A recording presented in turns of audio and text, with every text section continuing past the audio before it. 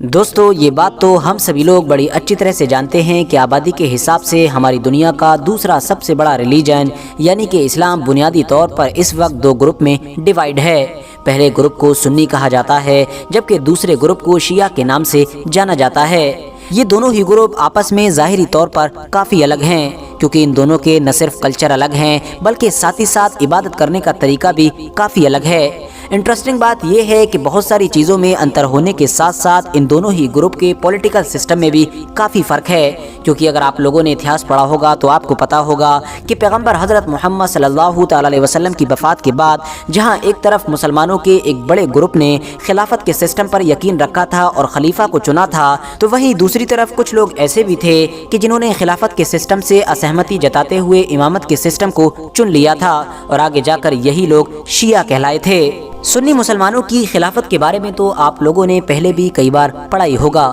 ایک ایسی خلافت کہ جس کو خلافت راشدہ کے نام سے جانا جاتا ہے اور جو اس دنیا میں 30 سال قائم رہی تھی۔ ان 30 سالوں میں ایک ایک کر کے خلافت کی گدی پر 5 خلیفہ بیٹھے تھے، جن میں سب سے پہلے خلیفہ کا نام حضرت ابوبکر صدیق تھا، دوسرے خلیفہ کا نام حضرت عمر، تیسرے خلیفہ کا نام حضرت عثمان، جبکہ چوتھے خلیفہ کا نام حضرت علی شیر خدا تھا۔ اور بات کر لیں 5ویں خلیفہ کی تو وہ تھے حضرت علی کے بیٹے یعنی کہ حضرت امام حسن، جو صرف اور صرف 6 مہینے ہی خلافت کی گدی پر بیٹھے تھے۔ 30 سال کمپلیٹ ہونے کے بعد یہ خلافت ختم ہو گئی تھی اور اس کے بعد پھر مسلم دنیا میں بھی سلطنتوں کا دور شروع ہو گیا تھا۔ مگر اب جہاں تک سوال ان لوگوں کا ہے کہ جنہوں نے خلافت کی بجائے امامت کے سسٹم کو چنا تھا اور جو آج کے دور میں شیعہ کے نام سے جانے جاتے ہیں، تو میں آپ کو بتا دوں کہ ان لوگوں کے ٹوٹل 12 امام ہیں، کیونکہ وقت کے ساتھ ساتھ جیسے جیسے ایک امام کی وفات ہو جاتی تھی تو اس امام کی وفات کے بعد ایک اور نیا امام چنا جاتا تھا۔ اگر آپ لوگ شیعہ گروپ کی کتابوں کو کھول کر دیکھیں گے تو آپ کو پتا چلے گا کہ شیعہ گروپ پوری طرح سے انہی 12 اماموں پر ڈیپینڈ ہے، یعنی حضرت محمد صلی اللہ تعالی علیہ وسلم کے بعد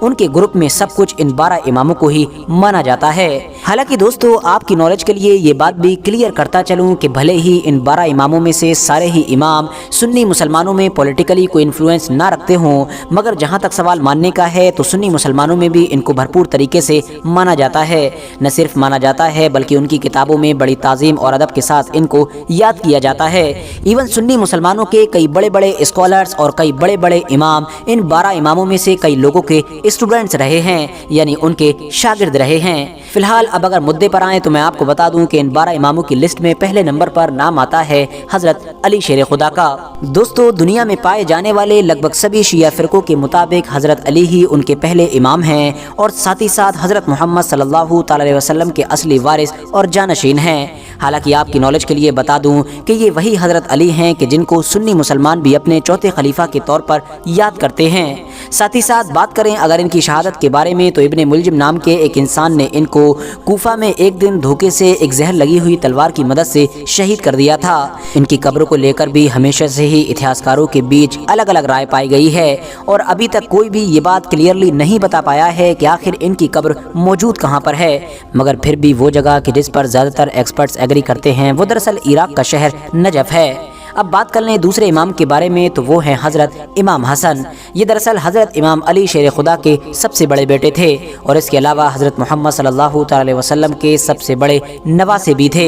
ویسے تو میں نے آپ کو پہلے ہی بتایا کہ یہ سنی مسلمانوں کے 5ویں خلیفہ بھی مانے جاتے ہیں، کیونکہ اپنے والد کی وفات کے بعد یہ لوگوں کی رائے پر ہی خلافت کی گدی پر لگ بھگ 6 سے 7 مہینے بیٹھے تھے، کیونکہ اس کے بعد انہوں نے خود ہی خلافت کی گدی سے ہٹنے کا فیصلہ کر لیا تھا اور ایک کانٹریکٹ کے بعد اپنی پوری خلافت یعنی کہ یہ پوری سلطنت حضرت امیر معاویہ کے سپرد کر دی تھی۔ بات کر لیں اگر ان کی وفات کے بارے میں تو اتہاسکاروں کے مطابق ان کو ان کی بیوی نے ہی زہر دیا تھا۔ ان کی قبر آج کے دور میں مدینہ کے مشہور قبرستان جنت البقیع میں موجود ہے۔ اس لسٹ میں تیسرے نمبر پر نام آتا ہے حضرت امام حسین کا۔ یہ بھی نہ صرف حضرت علی کے بیٹے اور حضرت محمد صلی اللہ تعالی علیہ وسلم کے نواسے تھے بلکہ ساتھ ہی ساتھ حضرت امام حسن کے چھوٹے بھائی تھے، جن کو یزید کی حکومت کے خلاف کھڑے ہونے کی وجہ سے ان کو ان کے کئی ساتھیوں کے ساتھ کربلا کے میدان میں شہید کر دیا گیا تھا۔ اور یہ کربلا میں حضرت امام حسین کی شہادت کا واقعہ اتنا زیادہ خطرناک اور اتنا زیادہ دردناک تھا کہ جس نے پورے مسلم اتہاس کو ہمیشہ ہمیشہ کے لیے بدل کر رکھ دیا تھا۔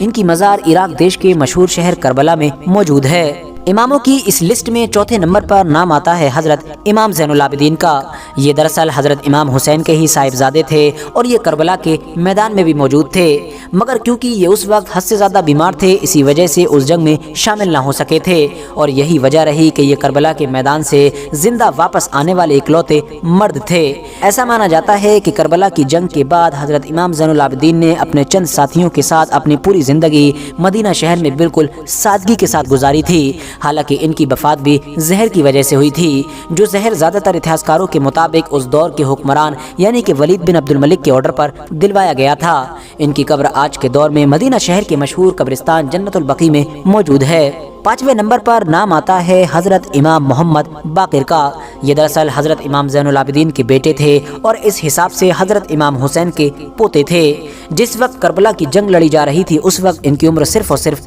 3 سال تھی۔ سنی اور شیعہ دونوں ہی گروپ اس بات پر ایگری کرتے ہیں کہ حضرت امام محمد باقر اپنے دور کے بہت بڑے عالم ہوا کرتے تھے۔ شیعہ لوگوں کے مطابق حضرت امام محمد باقر کو اس دور کے حکمران یعنی حشام بن عبد الملک کے کہنے پر زہر دیا گیا تھا اور اسی زہر سے ہی ان کی شہادت ہو گئی تھی، اور ان کی قبر بھی مدینہ کے مشہور قبرستان جنت البقیع میں موجود ہے۔ چھٹے نمبر پر نام آتا ہے حضرت امام جعفر صادق کا۔ یہ دراصل شیعہ لوگوں کے مطابق ان کے چھٹے امام ہیں، اور یہی وہ امام تھے کہ جہاں تک شیعہ لوگوں کا یہ پورا گروپ آپس میں یونائٹ رہا تھا، ورنہ تو ان کے دور سے ہی بلکہ یہ کہیے کہ ان کی وفات کے ساتھ ہی اب شیعہ گروپ خود بھی کئی گروپ میں ڈیوائیڈ ہو گیا تھا، کیونکہ ان کی وفات کے بعد اس چیز کو لے کر جھگڑا ہوا تھا کہ آخر ان کے بعد کس کو امام بنایا جائے۔ تو اسی لیے جہاں ایک طرف کچھ لوگوں نے ان کے بیٹے حضرت امام موسیٰ کاظم کو اپنا امام مانا، تو وہیں دوسری طرف کچھ نے ان کے بڑے بیٹے حضرت اسماعیل کو اپنا امام مانا۔ وہیں کچھ لوگ ایسے تھے کہ جنہوں نے ان دونوں کے علاوہ بھی کسی کو اپنا امام مان لیا، اور اس طرح سے شیعہ گروپ اب کئی فرقوں میں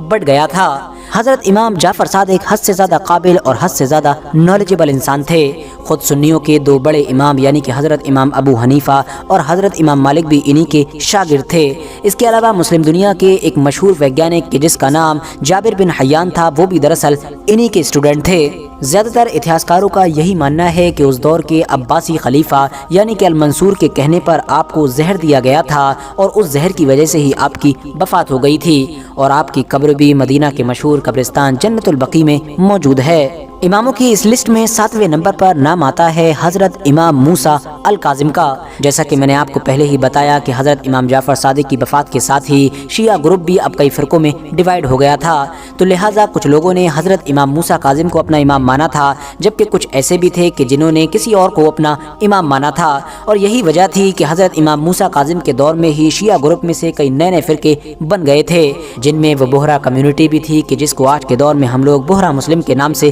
جانتے ہیں۔ ایسا مانا جاتا ہے کہ حضرت امام موسیٰ کاظم کو عباسی سلطنت کے ایک مشہور خلیفہ یعنی ہارون الرشید نے ایک لمبے وقت تک قید کیا تھا، اور اسی قید کی وجہ سے ہی آپ کی وفات ہو گئی تھی۔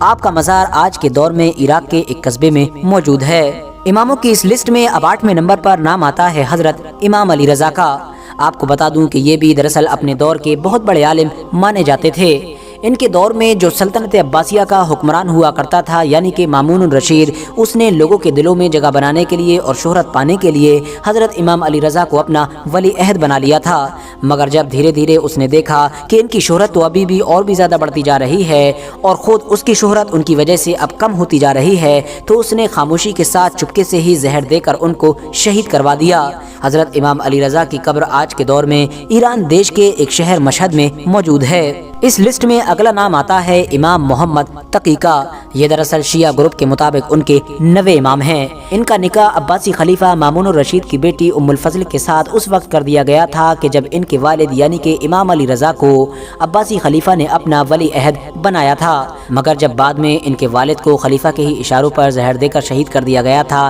تو یہ اپنی پوری فیملی کے ساتھ مدینہ شہر واپس آ گئے تھے اور پھر مدینہ میں آ کر ایک سادہ زندگی گزارنے لگے تھے۔ حضرت امام محمد تقی کے بارے میں یہ مانا جاتا ہے کہ اپنے باپ داداؤں کی طرح یہ بھی ایک فقیری والی زندگی گزارنا پسند کیا کرتے تھے، مگر جو ان کی بیوی تھیں یعنی کہ ام الفضل کہ جو ایک شاہی خاندان میں پیدا ہوئی تھیں اور بادشاہ کی بیٹی کی وجہ سے بڑے ہی ناز و نخروں کے ساتھ پالی گئی تھیں، وہ دراصل اس چیز کو برداشت نہ کر پائیں۔ اتہاسکار بتاتے ہیں کہ امام محمد تقی کی بیوی یعنی کہ ام الفضل نے کئی بار خط کے ذریعے سے اپنے والد کو یہ خبر دی تھی کہ اس کے حالات زیادہ اچھے نہیں ہیں اور وہ اس غریبی کو بالکل بھی پسند نہیں کر پا رہی ہے، اور وہ ایسے حالات میں نہیں رہنا چاہتی ہے، مگر اس کے والد یعنی کہ مامون الرشید نے اس بات پر ذرہ برابر بھی دھیان نہ دیا اور کسی بھی خط کا کوئی رسپانس نہیں دیا۔ مگر پھر مامون الرشید کے بعد اس سلطنت کی گدی پر جو المعتصم نام کا انسان بیٹھا تھا، اس نے اس چیز کا بھرپور فائدہ اٹھایا اور حضرت امام محمد تقی کو ان کی بیوی ام الفضل کے ذریعے سے ہی زہر دلوا کر ان کو شہید کروا دیا تھا۔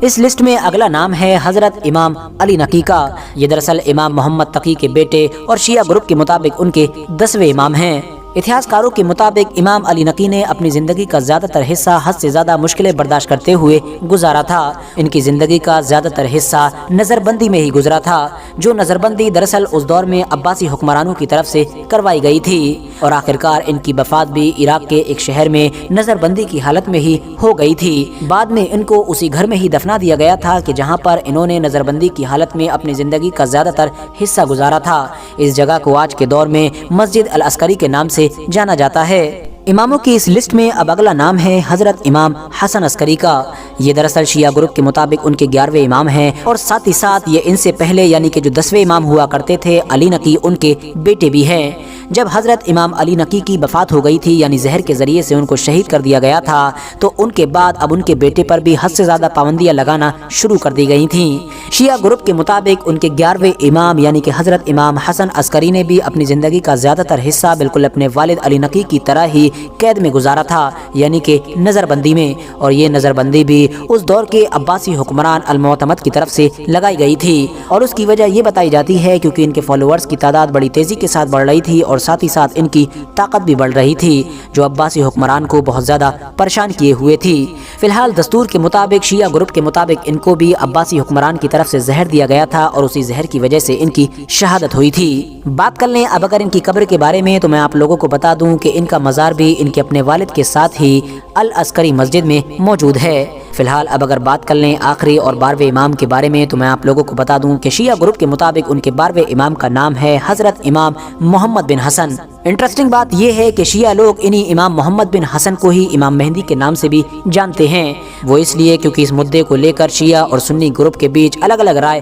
پائی جاتی ہے۔ یہ بات تو آپ سبھی لوگ بڑی اچھی طرح سے جانتے ہی ہوں گے کہ حضرت امام مہدی کا اس دنیا میں آنا قیامت کی نشانیوں میں سے ایک نشانی مانی جاتی ہے، مگر فرق یہ ہے کہ جہاں ایک طرف سنیوں کے مطابق حضرت امام مہدی ہوں گے تو حضور صلی اللہ تعالی علیہ وسلم کی بیٹی حضرت بی بی فاطمہ کی نسل سے ہی، مگر دراصل وہ ابھی پیدا نہیں ہوئے ہیں، بلکہ وہ تو قیامت کے قریب ہی پیدا ہوں گے، اور پھر حضرت عیسیٰ علیہ السلام کے ساتھ مل کر جنگ کریں گے اور پوری دنیا میں امن قائم کریں گے۔ مگر دوسری طرف جو شیعہ گروپ ہے اس کا یہ ماننا ہے کہ دراصل حضرت امام مہدی حضرت بی بی فاطمہ کی نسل سے تو ہوں گے ہی، ساتھ ہی ساتھ وہ دراصل پیدا نہیں ہوں گے، بلکہ وہ تو آلریڈی پیدا ہو چکے ہیں، بلکہ وہ صرف ہماری نظروں سے اوجھل ہیں، یعنی اپنی جان کی حفاظت کی خاطر دنیا سے غائب ہو گئے ہیں، اور صحیح وقت آنے پر صرف اور صرف ظاہر ہوں گے، اور پھر پوری دنیا سے ناانصافی، ظلم و ستم یعنی برائی کو ختم کر کے امن قائم کریں گے۔ فی الحال دوستو آج کی اپنی ویڈیو کو ہم یہیں پر ختم کرتے ہیں۔ ویڈیو پسند آنے پر نہ صرف ویڈیو کو لائک کریں بلکہ اپنے فرینڈز کے ساتھ بھی ضرور شیئر کریں، اور اسی طرح کی نالجیبل اور انٹرسٹنگ ویڈیوز ہمیشہ دیکھنے کے لیے